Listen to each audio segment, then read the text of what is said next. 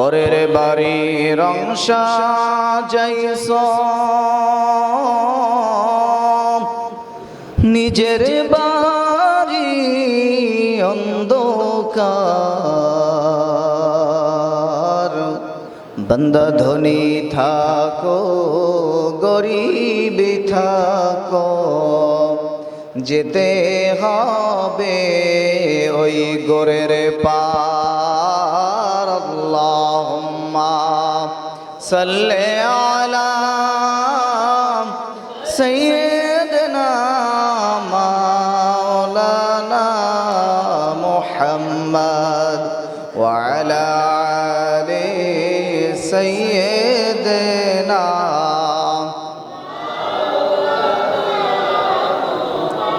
হাত ডানে মাটি বামে মাটি, ওই মাটির হবে বিছানা। উপরেতে মাটির চাপা বুঝে কেনে মন বুঝো না। আল্লাহুম্মা সাল্লি আলা সাইয়্যিদিনা মাওলানা মুহাম্মদ ওয়া আলা আলি সাইয়্যিদিনা।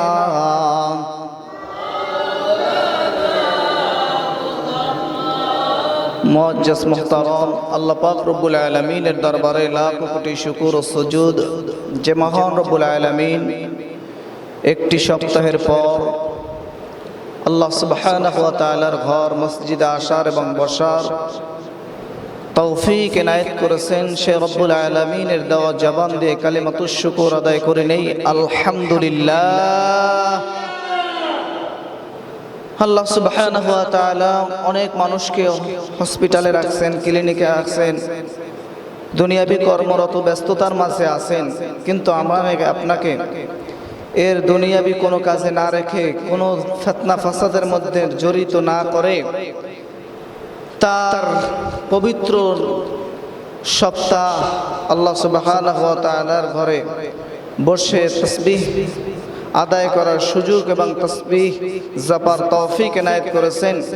সে রব্বুল আলামিনের দেওয়া জবান দিয়ে একবার শুকরিয়া আদায় করে নেই আলহামদুলিল্লাহ। আজকের আলোচ্য বিষয় হচ্ছে কিয়ামতের অবস্থা। কিয়ামত সম্বন্ধে হাদিসের মাঝে, কোরআনের মাঝে অসংখ্য অগণিত হাদিস এবং আয়াত আছে। অল্প সময় আলোচনা করে এই কিয়ামত সম্বন্ধে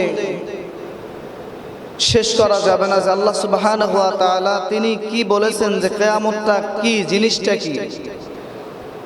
কিয়ামত হলো এমন এক বিষয় যেটা হলো এই দুনিয়ার জগৎ ধ্বংস হয়ে যাবে, শেষ হয়ে যাবে।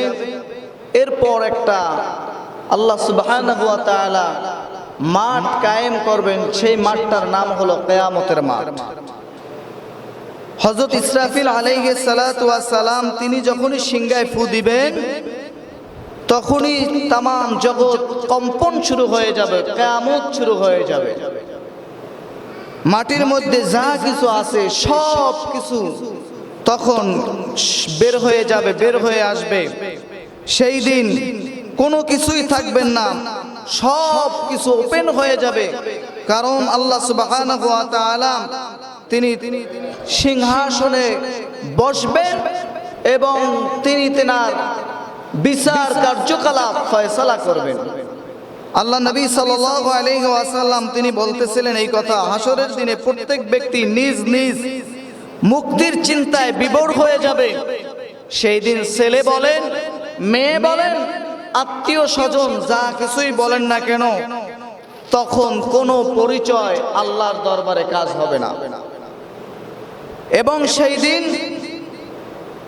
এমন এক পরিস্থিতি আল্লাহ নবী সাল্লাল্লাহু আলাইহি ওয়াসাল্লাম তিনি বলেন, একমাত্র আল্লাহর নবীর সুপারিশ ছাড়া, দোজাহানের বাদশার কথা ছাড়া অন্য কারো কথা ওই দিন আল্লাহ সুবহানাহু ওয়া তাআলা শুনবেন না। বলেন না সুবহানাল্লাহ। কিয়ামতের সেই দিন আসল রূপ বের করে দিবেন এবং পৃথিবীর সুজলা সফলা শস্য শ্যামল সব কিছু ভয়াবহ পরিস্থিতির শিকার হবে এবং আকাশের রং অগ্নিবর্ণ দোজগে ভিতরে এমনই ভাবে থাকবে, তখন পৃথিবীর রূপ ভয়াবহ অবস্থায় আসবে।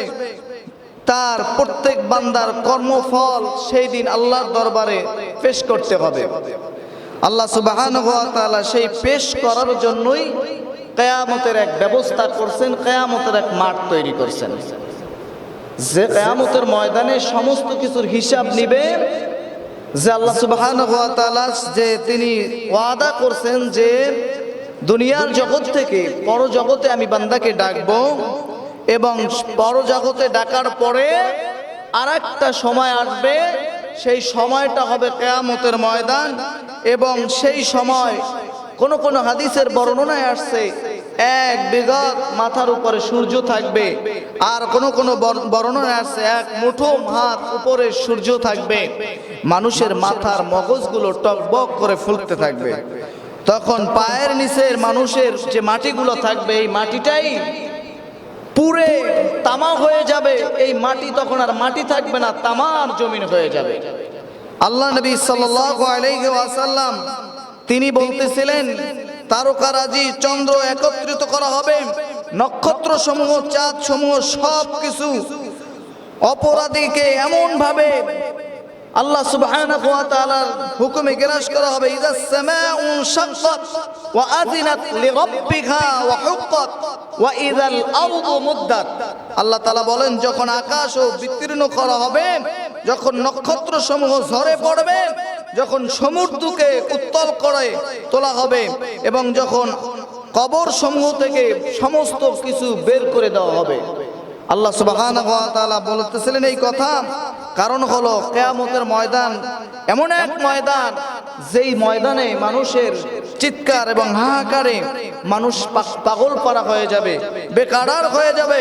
ইয়াউমা ইয়াখরুজুনা মিনাল আজদাসি সিরাআন কান্নাহুম ইলা নুসবিন ইউফিদুন।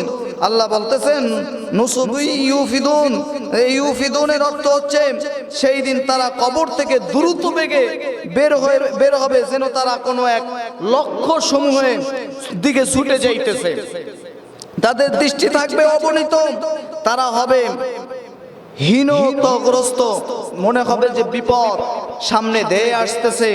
আল্লাহ তাআলা বলতেছেন এটা সেই দিন যা ওয়াদা করেছেন আল্লাহ সুবহানাহু ওয়া তাআলা, সেটা অবশ্যই তিনি ফলাবেন এবং ঘটাবেন। আল্লাহ সুবহানাহু ওয়া তাআলা তিনি বলতেছিলেন এই কথা যে অনুফিখু ফিস-সূরি ফাসাইকা মান ফিস সামাওয়াতি ওয়া মা ফিল আরদ। আল্লাহ তাআলা কোরআনের আয়াত দিয়ে বলতেছেন, আর সেই দিন সিংহায় ফুঁক দেওয়ার সাথে সাথে আল্লাহ সুবহানাহু ওয়া তাআলা আকাশ এবং যা কিছু আছে তা মরিয়া হয়ে যাবে সেই লোকদের ছাড়া যাদের আল্লাহ জীবিত রাখতে ইচ্ছা করেন। অথবা আবার সিংহায় ফু দিয়ে আল্লাহ সুবহানাহু ওয়া তাআলা সকল মানুষকে দণ্ডায়মান করাবেন, দাঁড় করাবেন। বলেন না সুবহানাল্লাহ। তা আল্লাহ সুবহানাহু ওয়া তাআলা এই কথা দ্বারা তিনি কি বুঝাইলেন, যে এমন একটা জগৎ আসবে, এই জগতে আসা আমরা আল্লাহ সুবহানাহু ওয়া তাআলার হুকুমে অপেক্ষা করতেছি, সেই জগৎ আমাদের সামনে আসতেছে। দুনিয়ার জগতে আমরা আসার পরে পরজগৎ আমাদেরকে কবর জগতে যেতে হবে। কবর জগতে যাওয়ার পরে আমাদেরকে আল্লাহ সুবহানাহু ওয়া তাআলার হুকুমে আবার জীবিত করা হবে, দাঁড় করানো হবে এবং দাঁড় করিয়ে রব্বুল আলামিন তিনি তেনার ওই যে কিয়ামত কায়েমের কথা বলছেন, বিচার সিংহাসনে বসে তিনি তেনার বিচার সিংহাসনের কার্যক্রম ফয়সালা করবেন। আল্লাহ সুবহানাহু ওয়া তাআলা তিনি বলতেছিলেন যে মানুষগুলো এমন হয়ে যাবে, পাগল পারা হয়ে যাবে, বেকারার হয়ে যাবে, মানুষের অস্থিরতার সৃষ্টি হবে, মানুষ তিনি হাহাকার সৃষ্টি করবে। কেননা আল্লাহ তাআলা যে আয়াতটা আমি সর্বপ্রথম তেলাওয়াত করেছি, ওই আয়াতের মাঝে আল্লাহ তাআলা বলতেছিলেন, আল্লাহ তাআলা বলেন বান্দাকে আমি বলবো দুনিয়ার বুকে তোমাকে প্রেরণ করেছিলাম, ওই দুনিয়ার বুকে প্রেরণের অবস্থায় তোমাকে সিজদার হুকুম করেছিলাম, আমাকে সেইভাবে একটা সিজদা করে দেখাও। ইয়াউমা ইউখশাফু আন সাকিউ ওয়া ইউদআউনা ইলা সুজুদি ফালা ইস্তাতিউনা খাশিআতান আবসারুহুম তারহাকুহুম যিল্লাহ। আল্লাহ তাআলা বলতেছেন যে রব্বুল আলামিন, আমি তো তোমাকে দুনিয়ার বুকে প্রেরণ করেছি, দুনিয়ার বুকে পাঠাইছি, তো দুনিয়ার বুকে পাঠানোর পরে তোমাকে দায়িত্ব দিয়েছিলাম তোমার রবের হুকুম পালন করার জন্য, হুকুমকে তামিল করার জন্য। রবের হুকুম হলো আল্লাহ তাআলা যখন ডাকবে তার ইত্তেবা করা, তার হুকুম 5 ওয়াক্ত ফরজ সালাত আদায় করা। যখন কোনো ব্যক্তি 5 ওয়াক্ত সালাত আদায় করবে, আল্লাহ সুবহানাহু ওয়া তাআলা কিয়ামতের ময়দানে ওই সমস্ত বান্দাকে আল্লাহ যখন বলবে আমাকে একটি সিজদা দাও, সঙ্গে সঙ্গে এই মুমিন ইমানদার বান্দাগুলো আল্লাহর কুদরতি কদমে সিজদা দিবে। বলেন না সুবহানাল্লাহ। আল্লাহ সুবহানাহু ওয়া তাআলা তিনি বলেন, বান্দারে আলাম ইয়ানিল লাযিনা আমানু আন তাখশা কুলুবুহুম লিযিকরিল্লাহ। মুমিন তো ওই ব্যক্তি যার সামান্যতম হৃদয়ের ভিতরে যখন আল্লাহ বলছেন আলাম ইয়ানিল লাযিনা আমানু আন তাখশা কুলুবুহুম লিযিকরিল্লাহ, আল্লাহ তাআলার ভয় যার অন্তরে কাজ করে, এই এক আয়াত যদি কেউ আমল করে তার জিন্দেগীর জীবন পরিবর্তন হয়ে যেতে পারে। আল্লাহ তাআলা কি বলছেন? আলাম ইয়ানিল লাযিনা আমানু আন তাখশা কুলুবুহুম লিযিকরিল্লাহ। কোন কাজ, কোন দুনিয়া তোমাকে রবের হুকুম থেকে ফিরাইয়া রাখলো, রবের ইত্তেবা থেকে তোমাকে দূরে রাখলো? এক ব্যক্তি বুজুর্গ, নাম তার ফজাইল রহমাতুল্লাহ আলাইহি, তিনি এক বাসার থেকে বাসার পাশ থেকে যাইতেছিলেন। ওই ব্যক্তি বাসার পাশ থেকে যাওয়ার সময় তিনি শুধু এই একটা আয়াত তেলাওয়াতের একটা অংশ শুনছে। ওই ব্যক্তিটা ছিল সবচেয়ে দুনিয়ার নিকৃষ্টতম বান্দা, তিনি দুনিয়ার খুন খারাপি করনেওয়ালা এক বান্দা। তিনি যাইতেছিলেন এক ব্যক্তির বাসার পাশ দিয়া, তিনি শুধু এতটুকুন তেলাওয়াত শুনছে, আলাম ইয়ানিল লাযিনা আমানু আন তাখশা কুলুবুহুম লিযিকরিল্লাহ। কোন কাজ তোমার রব থেকে ফিরাইয়া রাখছে? এখনো কি তোমার হুঁশ ফিরিয়ে আসে নাই? এখনো কি তোমার সময় আসে নাই তোমার রবের দিকে ফিরে আসা? এই কথা যখন ওই ব্যক্তি শুনছে, শোনার পরে তার হৃদয়ের ভিতরে কম্পন শুরু হয়ে গেছে। তিনি ওই সাথে সাথে জায়গায় বসে আল্লাহ তাআলার ওই ডাকে সাড়া দিছে, আলাম ইয়ানিল লাযিনা আমানু আন তাখশা কুলুবুহুম লিযিকরিল্লাহ। ফজাইল রহমাতুল্লাহ আলাইহি তিনি তেনার নিজের জিন্দেগি পরিবর্তনের জন্য তিনি ছুটিয়া গেলেন। ছুটিয়া যাইতে যাইতে তিনি দেশের একেবারে দেশ পেরিয়ে তিনি আল্লাহ তাআলার সন্তুষ্টির লাভের উদ্দেশ্যে সেই সুদূর কাবার পারে যায়া আল্লাহ তাআলাকে এমন ভাবে ডাকা শুরু করলেন, ওগো আল্লাহ, আমি আমার জিন্দেগীর জীবনে গুনাহের কোনো শেষ নাই, আমার পাপের কোনো শেষ নাই, আমি এত পরিমাণ পাপ করেছি, গুনাহ করেছি, গুনাহের কোনো শেষ নাই। আল্লাহর ওলি তিনি এমন ভাবে আল্লাহ তাআলাকে স্মরণ করতে শুরু করছে, আল্লাহকে সন্তুষ্ট করতে শুরু করছে।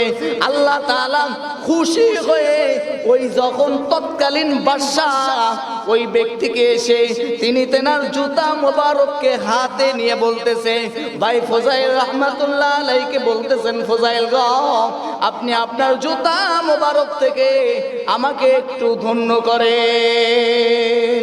সুবহানাল্লাহ। কেন? তিনি ওই এক আয়াতকে ভয় পাইছে। আল্লাহ যে বলছেন আলাম ইয়ানিল লাযিনা আমানু আন তাখশা কুলুবুহুম লিযিকরিল্লাহ। হায় রে হায়, আমার কলব দুনিয়ার দিকে পাগল করা, দুনিয়া নিয়ে ব্যস্ততা।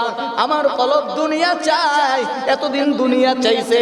যে ছিল ডাকাতদের সর্দার, যে ছিল সবচেয়ে বড় নাফরমান, তাকে আল্লাহ তাআলার ভয়ে তার অন্তরে থাকার কারণে, তার কলবিয়াতের মাঝে আল্লাহর মুহাব্বত থাকার কারণে তিনি এত উপরে উঠিয়া গিয়েছেন, যার ফলে ওই যুগের বড় বড় ব্যক্তিরা তাকে সম্মান করতে বাধ্য হয়েছে। এবং সমস্ত কিতাবের মাঝে হযরত ফুজাইল রাহমাতুল্লাহ আলাইহির নাম খান আল্লাহ লিখে রেখেছেন। সুবহানাল্লাহ। এই সম্মান দিয়েছেন আল্লাহ। কেননা এই সম্মান একজন ব্যক্তিকে ঘুরিয়ে দেয় কখন? যখন তিনি তেনার রবের হুকুম অনুযায়ী আল্লাহ তাআলার সন্তুষ্টির লাভে দুনিয়ার মায়াকে ত্যাগ করে রবের হুকুম পালন করার জন্য তিনি তেনার রবকে খোঁজা তালাশ করা শুরু করে। বলেন না সুবহানাল্লাহ। আল্লাহ সুবহানাহু ওয়া তাআলা তিনি কোরআনের মাঝে এই কথা বললেন যে বান্দারে, দুনিয়ার বুকে তোমাদেরকে একদিন হিসাবের জন্য দুনিয়ার মাঝে ডাকা হবে না, কিন্তু আমি তোমাদের হিসাব নিকাশের জন্য কিয়ামতের ময়দান কায়েম করব। কিয়ামতের ময়দান কায়েম করার পরে এখন যেমনি ভাবে আমাকে রহমান রহিম নামে ডাকো, দয়া এবং সাগর দিয়ে আমি তোমাদের দেখি, সর্ব অবস্থায় বিপদে আপদে পড়লে আমাকে যেমনি ভাবে স্মরণ করো, কিয়ামতের ময়দানে এভাবে ইহসান পাবে না, দয়া পাবে না। তখন আমি বিচারের সিংহাসনে বসে লিমানিল মুলকুল ইয়াউম লিল্লাহিল ওয়াহিদিল কাহ্হার, তখন আমি কাহ্হারিয়াতের পরিচয় দিব। তখন আমি আর তোমাদের রহমান নামের পরিচয় মাফ করব না, দয়া করব না। কেননা আমি তখন সিংহাসনে বসে ইনসাফ কায়েম করব। দুনিয়ার বুকে কে ইনসাফ জারি করেছে, দুনিয়ার বুকে কে বেইনসাফি করেছে, এটা হিসাবের জন্য আল্লাহ সুবহানাহু ওয়া তাআলা সিংহাসনে বসে বসে ডাকবেন, আয় রে বান্দা, দুনিয়ার বুকে তোকে সময় দেওয়া হয়েছিল, দুনিয়ার বুকে তোকে সময় দেওয়া হয়েছিল, যেই সময়কে তুমি কাজে লাগাইতে পারো না, দুনিয়ার সময়টা যদি তুমি কাজে লাগাইতে পারতা, মনকে যদি ঘোরায়া দিতে পারতা, আজকে আমি রব্বুল আলামিন ওই যে কঠিন থেকে কঠিন অবস্থা, ওর মধ্যেও একদল ইমানদার ব্যক্তিরা আল্লাহর আরশের নিচে ছায়া পাবে। সুবহানাল্লাহ। এটাই আল্লাহ তাআলা যে ইন্নাল্লাহা আলা কুল্লি শাইইন কাদির, আল্লাহ যে সকল ক্ষমতার ঊর্ধ্বে, সকল ক্ষমতার অধিকারী, সেই দিন তিনি তেনার পরিচয় তুলে ধরবেন। একদল তিনি তেনার পাপের কারণে, একদল তিনি তেনার পাপের কারণে তেনার ঘামাতে ঘামাতে তার পার তলি পর্যন্ত, কারো তলায়া যাবে, কারো হাঁটু পর্যন্ত, কারো বুক পর্যন্ত, কারো মাথা তলিয়ে যাবে, ঘামের মাঝে সে হাবুডুবু খেতে থাকবে। আর একদল মানুষগুলো ইন্নাল্লাহা আলা কুল্লি শাইইন কাদির, ওই একদল মানুষ আল্লাহ তাআলার আরশের নিচে ছায়া পাবে, আরামে বসবে, বিশ্রাম করবে, কিয়ামতের মাঠ কায়েম হয়ে যাবে, তারা টেরও পাবে না। সুবহানাল্লাহ। এটা হলো ওই ব্যক্তিদের জন্য যারা দুনিয়ার মাঝে আল্লাহ তাআলাকে ভয় পাইছে। আলাম ইয়ানি লিল্লাযিনা আমানু আন তাখশা কুলুবুহুম লিযিকরিল্লাহ, যারা তার দুনিয়ার ভিতর থেকে বাহির হইয়া আল্লাহর দিকে কলবকে ঝুঁকায় দিয়েছে। বলেন না সুবহানাল্লাহ। যাদের অন্তরে আল্লাহর ভয় আছে, যাদের দিলের মাঝে আল্লাহর মুহাব্বত আছে, যাদের অন্তরের ভিতরে নবীর মুহাব্বত আছে, যাদের অন্তরের ভিতরে রাসূলের ভালোবাসা আছে, ওই কলবগুলো জিন্দা থাকে, ওই কলবগুলো মুর্দা না। ওরা দুনিয়া ছাড়িয়া যাইতে পারে, কিন্তু ওদের কলবগুলো দুনিয়া ছাইরা যায় না। ওদের কলব আল্লাহর দরবারে সর্বাক্ষণিক আল্লাহ তাআলার দরবারে রুহানিয়ত ভাবে দোয়া করতে থাকে। ওই কলবগুলো জিন্দা কলব, যেই কলবের জন্য মানুষ বেকারার হয়ে যায়, পাগল পাড়া হয়ে যায়। যাদেরকে আল্লাহ তাআলা কলব দান করেছে, এই সমস্ত মানুষগুলোর জন্য আজও মানুষ পাগল পাড়া হয়ে দোয়া করে। আজও মানুষ ওই কলবওয়ালা ব্যক্তিদের জন্য মানুষ দু হাত তুলে মুনাজাতে দোয়া করে, কারণ তারা ওই কলব তৈরি করছে যেই কলব দ্বারা আল্লাহ খুশি হয়, নবী খুশি হয়। ওই কলব তৈরি করার কারণে, ওই কলব তৈরি হওয়ার কারণে ওই ব্যক্তিটা আল্লাহর দরবারে বড় দামি হয়ে গেছে। যার ফলে দুনিয়ার সমস্ত মানুষ তেনার কলবের ভিতরে এটা ঢেলে দেয় যে উনি একজন ভালো ব্যক্তি, বুজুর্গ ব্যক্তি, ওনার জন্য দোয়া করো। বলেন না সুবহানাল্লাহ। ওই কলব তৈরি করেন। আল্লাহ তাআলা বলেন, যখন বান্দাকে বলা হবে ইয়াউমা ইউকশাফু আন সাকিন ওয়া ইউদআউনা ইলা সুজুদি ফালা ইস্তাতিউনা খাশিআতান আবসারুহুম তারহাকুহুম যিল্লাহ। দুনিয়ার বাকে কিছু আমাদের মতন চালাক লোক আছে না, আল্লাহরে বলবে কিয়ামতের মাঠেও যে আল্লাহ নামাজ রোজা তো সবই করছি, তখন আল্লাহ তাআলা বলবেন আলাম ইয়ানি লিল্লাযিনা আমানু আন তাখশা কুলুবুহুম লিযিকরিল্লাহ। ওই কলব তোমাদের কি ছিল? ওই কলব কি তোমাদের আসছিল? মত মুখে বলবে হ্যাঁ আছে, চালাক তো। ওইভাবে কি তোমরা নামাজ পড়ছিলা? ইয়াউমা ইউকশাফু আন সাকিন ওয়া ইউদআউনা ইলা সুজুদি ফালা ইস্তাতিউনা খাশিআতান আবসারুহুম তারহাকুহুম যিল্লাহ। আজকে তোমরা একটু আমাকে ওইভাবে একটু সিজদা দিয়ে দেখাও। বলেন না সুবহানাল্লাহ। যারা মুমিন এই কথা বলার সাথে সাথে মুমিনরা আল্লাহর দরবারে সিজদায় লুটাইয়া যাবে। বলেন সুবহানাল্লাহ। যারা বেঈমান, কাফের, নাফরমান, দুনিয়ার বুকে নাফরমানি করেছে, দাম্ভিকতার অহংকারী দিয়ে চলেছে, ওই মানুষগুলো আর সিজদা দিতে পারবে না। ওই মানুষগুলো রবের এই কথা তামিল করতে পারবে না, রবের এই হুকুম তোমরা মানতে পারবে না। কারণ দুনিয়ায় বসে নাফরমানি ব্যক্তি আল্লাহর এই হুকুম মানতে পারে না।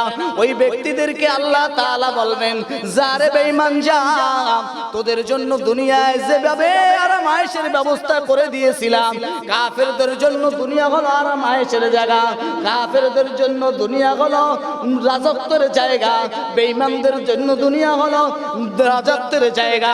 হাদিসের মধ্যে আছে তারা তাদের জন্য এটা হলো দুনিয়া বেহেশতখানা, আর মুমিনদের জন্য এই জায়গাটা হলো কয়েদখানা, জেলখানা। আর আল্লাহর নবী বলেন, দুনিয়াতে এমনি ভাবে থাকো, কুন ফিদ দুনিয়া কান্নাকা গরীবুন নওয়াবিরুস সাবিল। দুনিয়াতে এমনি ভাবে চলো, এমনি ভাবে থাকো, জানো কেউ মনে করে দুনিয়ার মাঝে কোনো এক তুমি মুসাফির। মুসাফির মানে ওই মুসাফির নয়, দুনিয়া তো দুনিয়ায় একদিন চলে যাবে, দুনিয়া দুনিয়ার জায়গায় পড়ে থাকবে, আপনি আমি একদিন থাকবো না। আল্লাহর নবী বলেন, দুনিয়া মনে করে এটা একটা সিকিউরিটির দায়িত্ব নিয়ে আসছো, এই দায়িত্ব একদিন শেষ হয়ে যাবে। তুমি তোমার আসল দায়িত্ব পালন করার জন্য বেশিরভাগ প্রস্তুত থাকো। যদি তোমার আসল দায়িত্ব ঠিক থাকে, আহকামুল হাকিমিনের হুকুম করতে দেরি হবে, তুমি তোমার রবের হুকুম পালন করতে দেরি হবে না। আল্লাহ তাআলা কত সুন্দরভাবে তিনি তেনার বান্দাকে মাফ করার জন্য বিভিন্ন রকম ওসিলা খুঁজবে, যে কোনোভাবে মাফ করান যায় কিনা আমার বান্দাকে। আল্লাহ তাআলা বিভিন্ন রকম তার বান্দাকে মাফ করানোর জন্য চেষ্টা করবে। কিন্তু বান্দা তো আমরা দুনিয়া থেকে নাফরমানির স্বীকৃতি নিতে নিতে নিতে নিতে একদিন দেখা যাবে কাল কিয়ামতের ময়দানেও আমাদের জন্য এই শান্তিময় জায়গাটা, শান্তির স্থানটা আমরা যখন দুনিয়ায় করে নিব, তখন পরজগৎ আমাদের জন্য কঠিন হয়ে যাবে।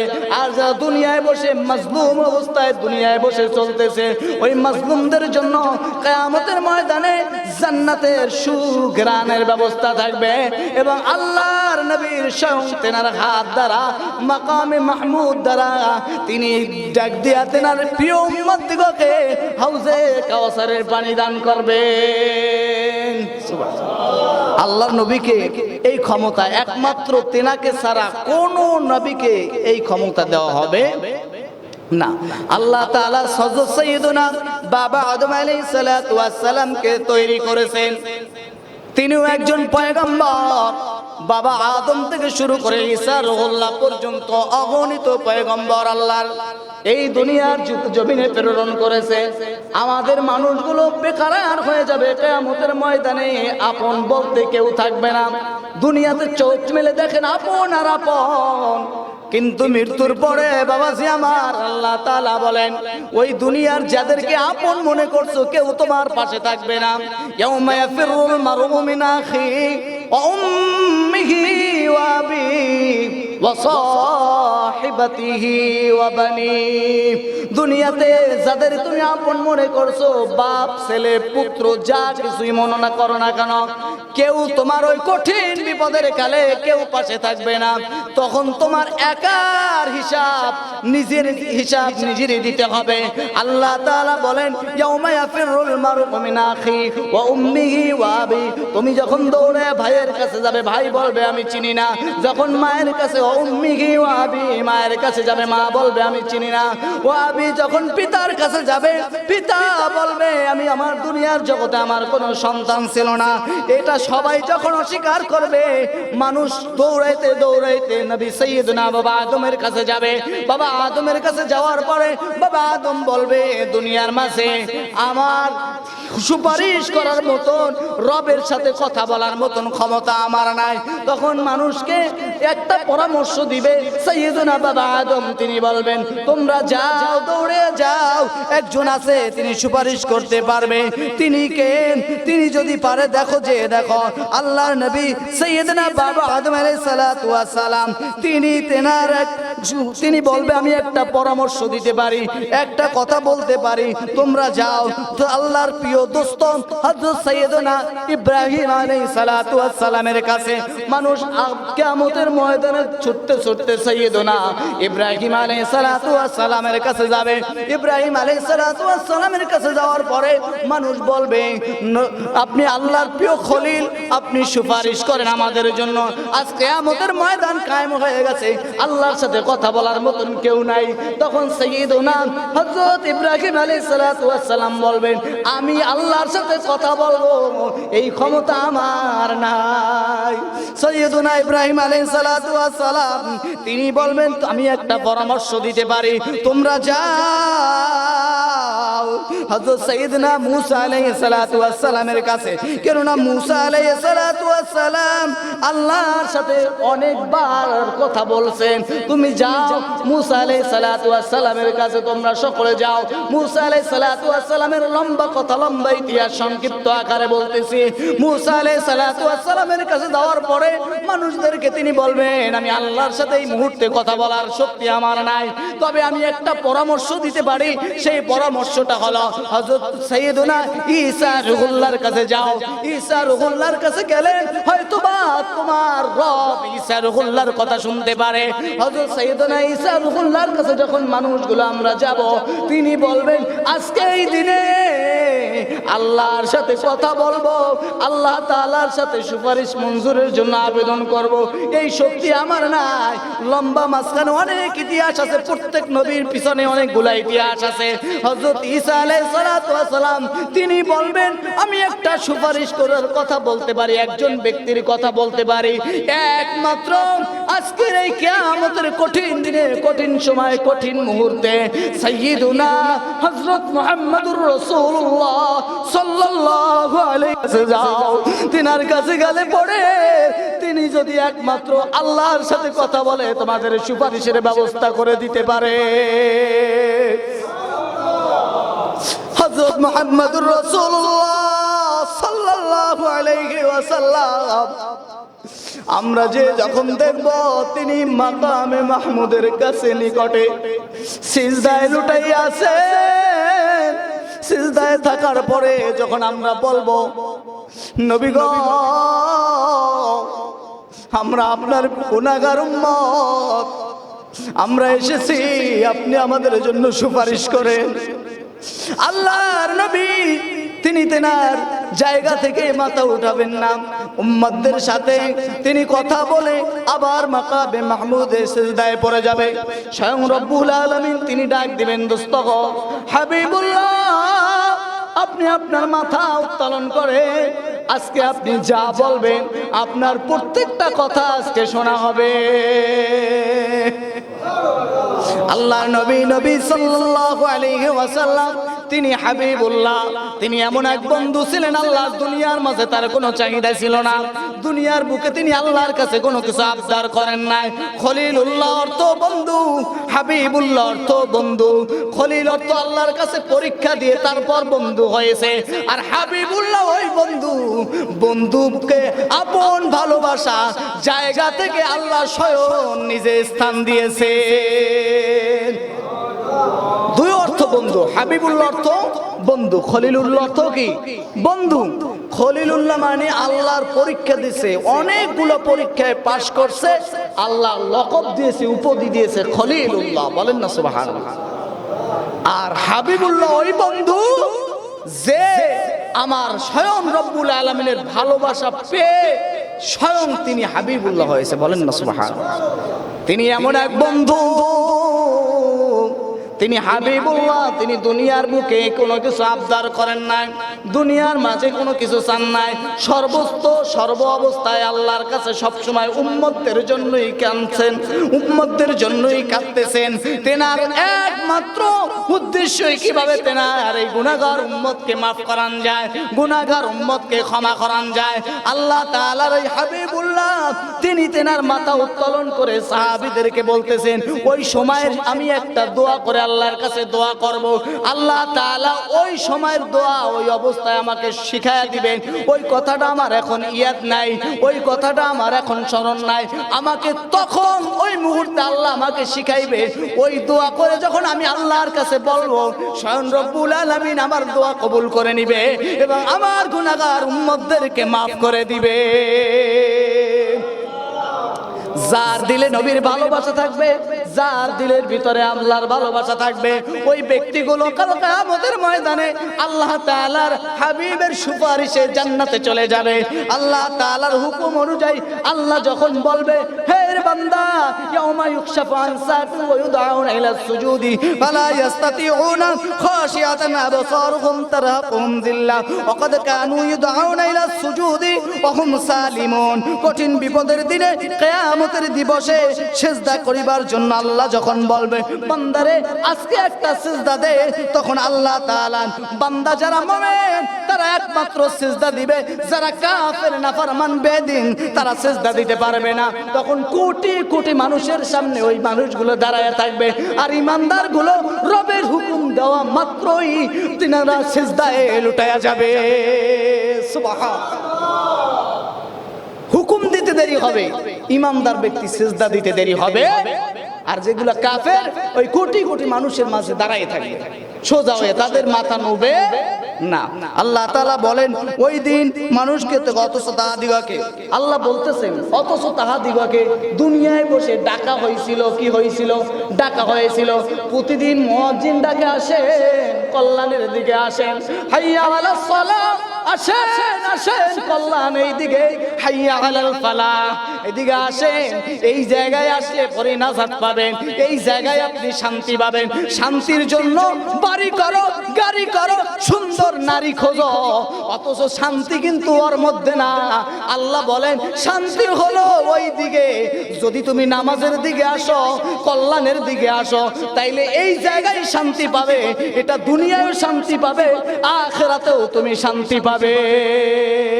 ওই মানুষগুলোকে আল্লাহ বলতেছেন, মানুষ তোমাদের তো ডাকা হয়েছিল, অথচ তোমরা তো ডাকে সাড়া দাও নাই, তোমরা তো তোমার রবের হুকুম তামিল করো নাই, মানো নাই।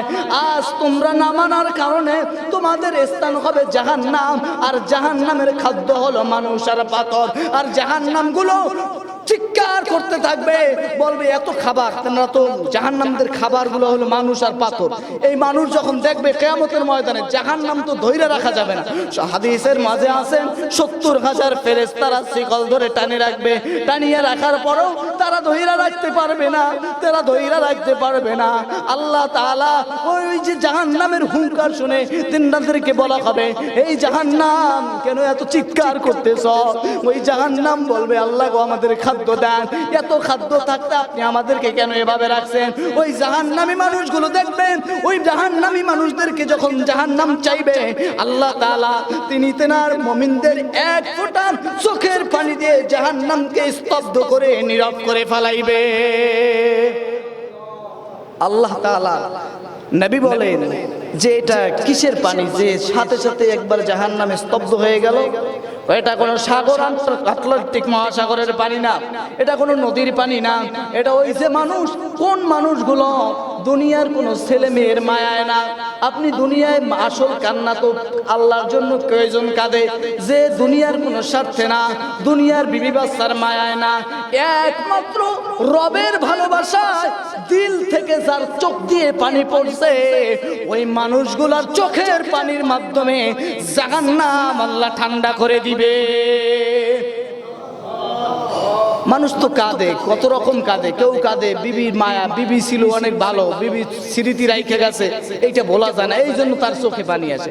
ছেলে বড় আপন ছিল, আব্বু আব্বুকে ডাকতো, আর ছেলে মারা গেছে, ছেলের মায়ায় কাঁদে।